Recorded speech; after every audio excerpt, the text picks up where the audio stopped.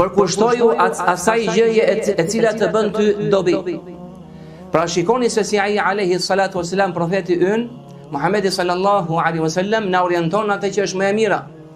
Pra e orienton ummetin e tij në atë që i bën dobi, qoftë në çështjet e botës tjetër dhe qoftë në çështjet e dunjas, duke thënë ihris ala ma yanfa'uk.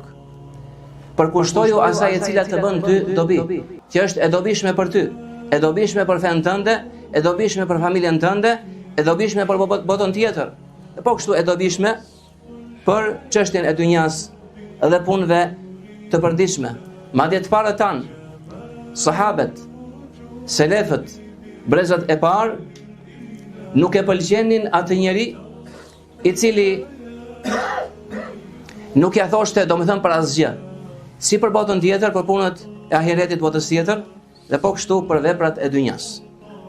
Sigurisht që ky njeri i cili është dembel, është përtac, nuk ka kurajo, nuk ka vendosmëri, qoftë për adhurimin e Allahut të lartësuar, dhe qoftë në çështjet e përditshme, pra tregohet vazhdimisht dembel, tregohet neglizhent ndaj çdo gjëje, sigurisht që është në një hall apo në një gjendje vërtet të trishtueshme.